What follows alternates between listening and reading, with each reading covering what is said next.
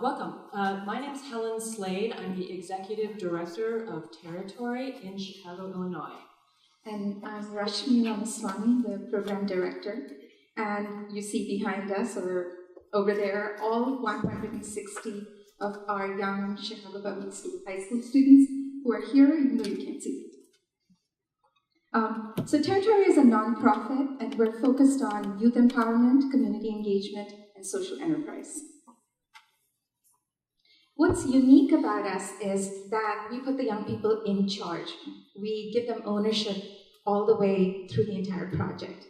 When we started Territory, we thought young people are an asset that we want to discover and deploy. But what we've realized is that they are the whole game. And our job is mostly to be facilitators, to give them the tools and the resources and the access to power to change our cities and the communities we live in. So at Territory, we like to say, young people speak and old people listen, and that's our motto. So Territory Urban Design Team is a project we've been working on since 2011. We've discovered that by bringing young people together in unique partnerships with community organizations and funders, that young people can change the fabric of the city. Our unique platform is urban design, something that actually creates opportunities and meets needs of all three of our partners. Wow, I got it right first. So we'll just jump right in. When I look out at a room full of Chicago Public High School students when I'm recruiting for a design team, I see a world of a future, of an army basically of young designers who are just waiting for the skills, resources, power, and recognition to do the work that they want to do in the city. Then when I meet with funders, I see people who are looking for youth employment opportunities and violence prevention and the solution to other issues that are plaguing a lot of neighborhoods in Chicago.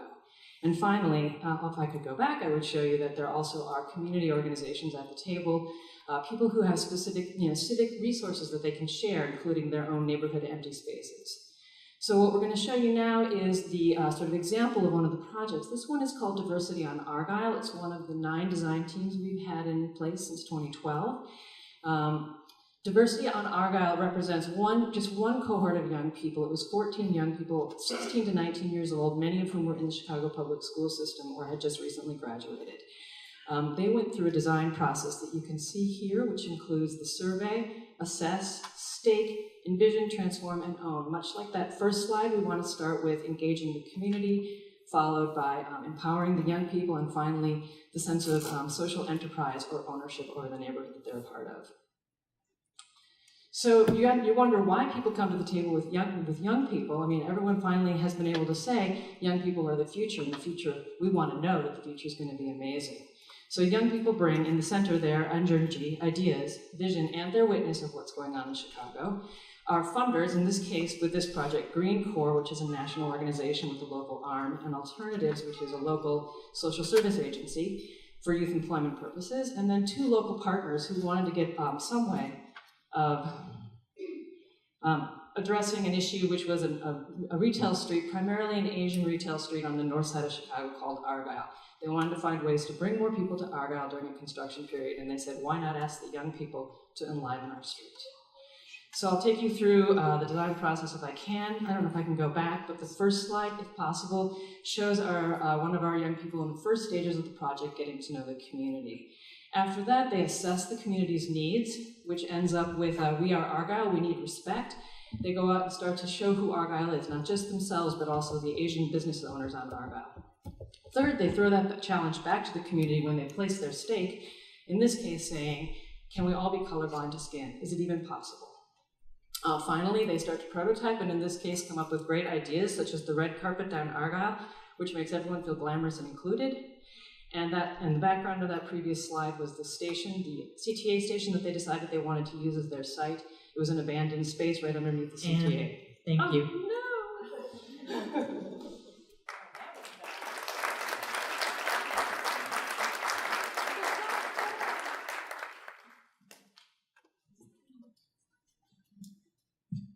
With all these projects, it's so challenging because there is so much more. So if you could, what's the one so much more that you would like to?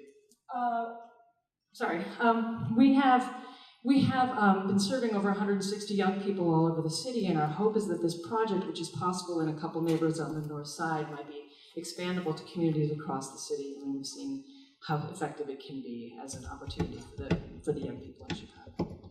How many more people were brought to Argyle Street? We can't be certain because we have no metrics on that. All we know is that the alderman comes back to us every year and says, can we do another project with you? So I think that they feel it's a success without having measured it. How do the young people who participate in the process sort of now see their professional paths? Are they interested in being designers? So urban design is an entry into how to engage with communities. It's not the end of it. So it helps young people claim their seat at the table to be city makers and change makers in all kinds of ways, whether it's as an entrepreneur or whether it's when they come back. We have a pilot program where we're having them come back and be facilitators to incoming groups.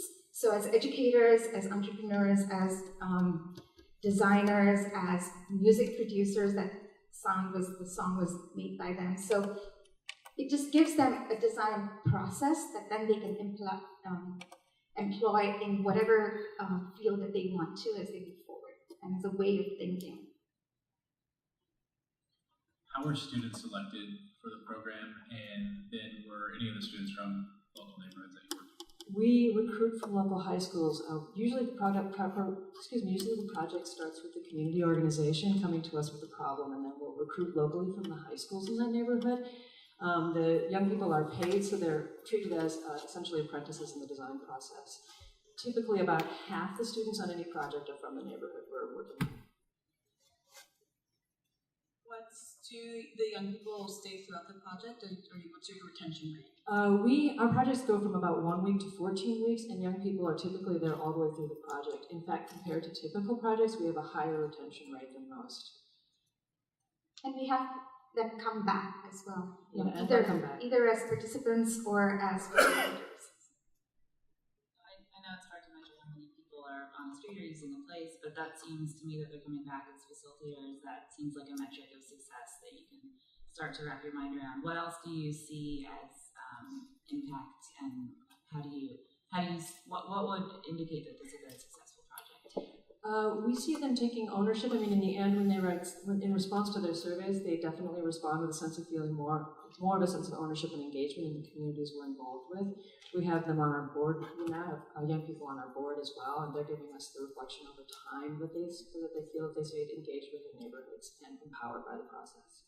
And one additional thing, I don't know if anyone knows about Chicago Public Schools, but oftentimes the boundaries between schools are not very porous. So one of the identified benefits that students mention all the time is that really gave them a place to connect to students from other schools, other communities, other cultures. Diversity comes up a lot, and diversity is discussed in all these ways.